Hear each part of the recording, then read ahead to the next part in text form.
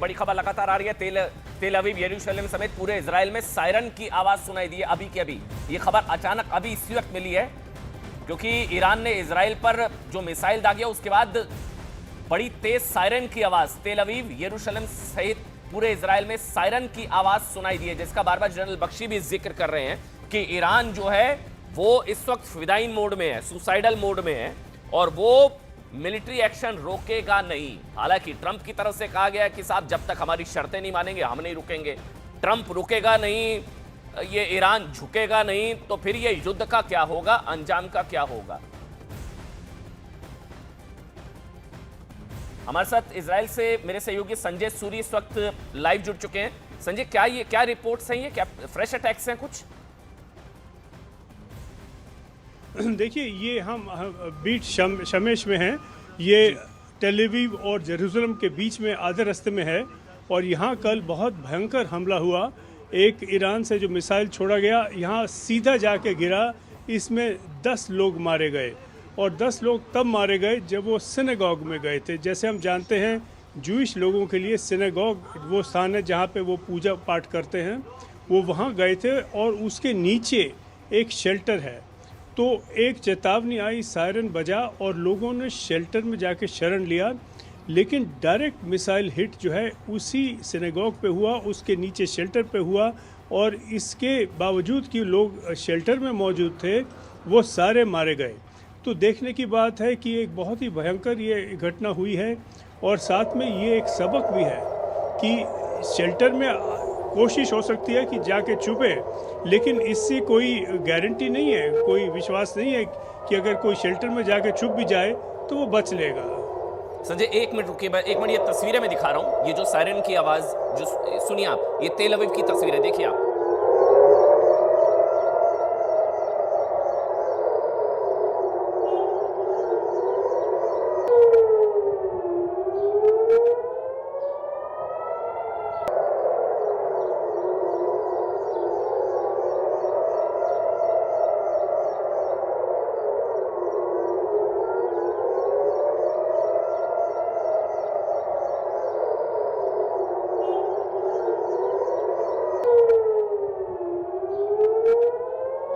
तेल अवीव में जो सायरन बजता हुआ नजर आ रहा है, अटैक्स भी हैं लगातार, जिसका जिक्र संजय भी कर रहे थे हमारे सहयोगी। संजय, युद्ध का तीसरा दिन है, तीसरे दिन सिचुएशन और ज्यादा खराब आप किस तरह से देख रहे हैं? जैसे जैसे युद्ध आगे बढ़ रहा है सिचुएशन और ज्यादा खराब हो रही है संजय? देखिए, ये निश्चित है क्योंकि खराब हर जगह हो रही है, क्योंकि दूसरे ही दिन, बल्कि आप कहिए पहले ही दिन ईरान के जो मिसाइल हैं वो इजराइल में गिर चुके हैं और इजराइल का एक जाना माना एक सुरक्षा एक जैसे है सिस्टम बना हुआ है, आयरन डोम कहते हैं। आयरन डोम के ऊपर एक और सुरक्षा सिस्टम है जिसे डेविड स्लिंग कहते हैं, उसके ऊपर एक और तीसरा सुरक्षा का एक प्रबंध है जिसे एरो कहते हैं। तो 3 लेयर हैं यहाँ पर सुरक्षा के लिए और तीनों के बीच में घुसता हुआ पहले ही दिन एक मिसाइल टेल अवीव में गिरा, एक स्त्री की मृत्यु हो गई वहाँ पे और कई लोग जख्मी हो गए और बहुत तबाही हुई। उसके बाद अगले दिन यहाँ बीट शमेश में एक मिसाइल गिरा और जी आपको आप देखिए पीछे कैसे डैमेज हुआ है, सब तोड़फोड़ नज़र आ रही है।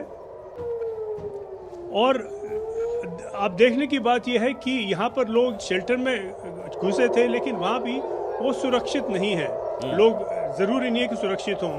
तो ये दूसरे दिन इतनी तबाही हो रही है और ये इजराइल में हो रही है, जबकि माना जाता है कि इजराइल के जो डिफेंस सिस्टम हैं बहुत तेज़ हैं, बहुत पक्के हैं। तो उधर ईरान में भी बहुत तबाही हुई। हमने देखा एक स्कूल पर हमला हुआ, करीब 150 लोग मारे गए, कई बच्चे उनमें शामिल थे। तो दोनों तरफ जो है काफ़ी गंभीर हालत है और अब तीसरी ओर एक तीसरा रुख ले लिया है इस युद्ध ने, जबकि हिजबुल्लाह पर हमला किया है इजराइल ने, बल्कि हिजबुल्लाह ने पहले एक घोषणा की थी कि वो हमला करेगा क्योंकि वो खमैनी की मौत का वो कहते हैं हम बदला लेंगे। तो उन्होंने इजराइल पर हमला किया और उसके बाद बहुत ज़बरदस्त हमला इजराइल ने हिजबुल्लाह पर शुरू कर दिया, बैरूत में शुरू कर दिया है। तो एक तीसरा फ्रंट भी खुल चुका है।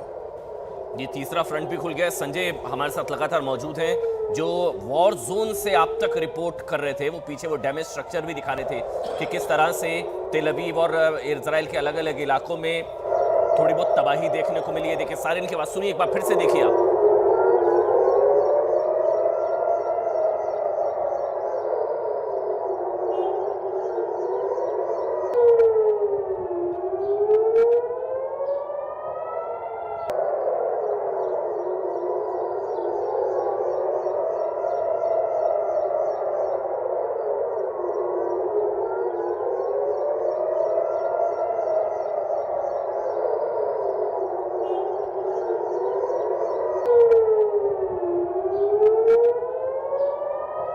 एयर कोमोडोर के काले हमारे साथ। कोमोडोर काले, जिसका जिक्र अभी संजय भी कर रहे थे, ये तब हाल है जब एयर डिफेंस सिस्टम आयरन डोम से लेकर जो टेक्नोलॉजी है, एंटी मिसाइल जो टेक्नोलॉजी इजराइल के पास है, उसके बावजूद डैमेज है इजराइल में, जो कि दिख भी रहा है। कोमोडोर काले, डेफिनेटली डैमेज होगा। देखिए Aman ji, it is not possible किसी भी एयर डिफेंस सिस्टम के लिए कि 100% आप एक शील्ड बना लें। Yes. 100% पॉसिबल ही नहीं है, बिकॉज हर सिस्टम की एक लिमिटेशन होती है। वो लिमिटेशन कई सेक्टर्स में होती है, जैसे नंबर ऑफ एयरक्राफ्ट या नंबर ऑफ इनकमिंग मिसाइल्स, इसकी एक लिमिटेशन होती है। देन प्रोसेसिंग की अपनी एक लिमिटेशन होती है। अगर आप उसके प्रोसेसर को ही आप ओवरलोड कर दें तो वो सिस्टम जो है फंक्शन नहीं कर पाता। साथ में रेंज की लिमिटेशन होती है और साथ में एरिया कवरेज की भी एक लिमिटेशन होती है। और 12 डे वॉर के बाद आई एम श्योर इजराइल ने सीख लिया होगा, तो better positions of their own air defence उन्होंने करी होंगी। इसके कारण जो है इस बार जो performance seems to be a bit better, जबकि द क्वालिटी ऑफ मिसाइल्स जो हम देख रहे हैं अब एटलीस्ट लास्ट 24 घंटे में वो ये जो इम्प्रूव वॉर है, मैं कोमोडोर काले, इसको समझाइए, वॉर किस तरफ जाती हुई नजर आ रही है? अटैक की शुरुआत जो है वो इजराइल और अमेरिका ने ईरान पर की, उसके बाद वहां पर खामनेई मारा गया। मैं बार बार बता रहा हूं, सुप्रीम लीडर, सुप्रीम कमांडर, पूर्व राष्ट्रपति अहमदीनेजाद, पूर्व और रक्षा मंत्री, मौजूदा रक्षा मंत्री, सबको मार दिया गया, पूरे परिवार को खत्म कर दिया गया। उसके बावजूद ईरान की तरफ का रिटेलिएशन नहीं थम रहा है, बल्कि मैं देख रहा हूं ज्यादा एग्रेशन अब नजर आ रहा है पहले के मुकाबले।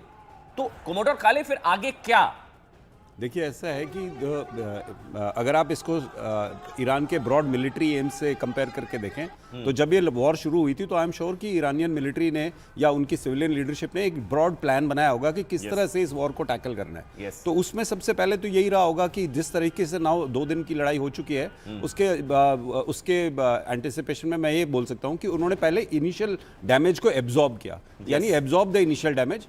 उसके बाद उन्होंने अपने जो मेजर एसेट्स से उनको अलाइव रखा, छुपा के रखा, और जितनी भी ये कोशिश कर लें, जबकि ऑफ कोर्स टारगेटिंग हुई है, स्पॉट टारगेटिंग हुई है, and Israel and US intelligence ने जो है लोकेशंस आइडेंटिफाई करी हैं। कई लोकेशंस जो सरफेस पे रही होंगी या ज़्यादा गहरी नहीं होंगी वो डैमेज हुई हैं, लेकिन यदि अभी भी मिसाइल्स लॉन्च हो रहे हैं तो यानी सम लॉन्चर्स और कुछ मिसाइल जो है उन्होंने सेफ रखे हैं। तो कुछ ऐसी वॉर रूम से सबीना, लेकिन एक कमेंट जल्दी से सबीना, आपके बाद 30 सेकंड में आ रहा हूं। रिफत, ये हिजबुल्लाह की एंट्री जो हो गई है, जो लेबनान, जो या बेरूत, इसकी एंट्री के बाद जो थर्ड फ्रंट खुल गया इस युद्ध का, उसको लेकर एक कमेंट 30 सेकंड में, फिर मैं सबीना वॉर रूम से मेरी सहयोगी जुड़ चुकी हैं। रिफत जल्दी से। देखिए, लेबनान से हिजबुल्ला कोशिश कर रहा है इसराइल पे अटैक करने की, क्योंकि हिजबुल्ला जो है वो उसे डायरेक्टली ईरान सपोर्ट करता आया है, तो उन्हें ऐसा लगता है कि ये उनकी मॉरल ड्यूटी है कि वो इस वक्त बदला लेगा। बिल्कुल, लेकिन उसमें एक इंटरनल क्राइसिस शुरू हुई है। जो वहां की सरकार है वो ये कह रही है कि ये रिबेलियन हो गए हैं with in the country, with in the Lebanon. उससे शायद मुश्किल हो सकती है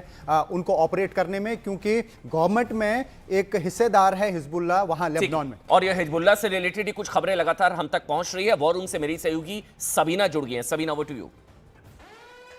बिल्कुल अमन, और जल्दी ये जानकारी पहुंचा देते हैं। एक तरफ इजराइल ईरान पर हमला तेज कर रहा है, तो वहीं दूसरी तरफ IDF ने आज सुबह ही लेबनान पर हमला कर हिजबुल्लाह के टॉप लीडर मोहम्मद राद को खात्मा कर दिया, मौत के घाट यहां पर उतार दिया। बहुत बड़ा झटका यहां पर दिया गया है। देखिए, इजराइल के एयर स्ट्राइक में मारा गया है मोहम्मद राद। ये जानकारी इसलिए पहुंचानी जरूरी है क्योंकि अब ये भी युद्ध में कूद चुके हैं। ऐसे में ये युद्ध जो है वो चौतरफा, देखिए किस तरह से अब बड़े स्तर पर और पहुंच गया है। मतलब ये युद्ध जो है सिर्फ 2 पक्षों के बीच का नहीं रह गया है। वहीं पर लेबनान में इजराइल फाइटर जेट ने राद को मार गिराया है। मोहम्मद राद लेबनान की संसद में हिजबुल्लाह का मुखिया था। ये बड़ी कमान उसके कंधों पर थी, लेकिन अब उसका खात्मा यहां पर हो चुका है। लेबनान में हिजबुल्लाह को बनाने में जिस तरह की मदद यहां पर सामने आई थी वो सबके सामने रही है, कभी किसी से छिपी नहीं। मोहम्मद राद मानता था कि हथियार छोड़ना खुदकुशी करने जैसा है। अब इसे ही देखिए ढेर यहां पर कर दिया गया है। मोहम्मद राद ईरान और हिजबुल्लाह हिजबुल्लाह के बीच दरअसल एक कड़ी था और मोहम्मद राद ईरान के बड़े नेताओं के बेहद करीबी था, यानी कि कहा जा सकता है कि पल पल के एक्शन की उसे जानकारी यहां पर रहती थी और हिजबुल्लाह को ईरान से मदद दिलाने में उसका बहुत बड़ा हाथ यहां पर था और यही सबसे बड़ी जानकारी के तौर पर निकलकर सामने आया है।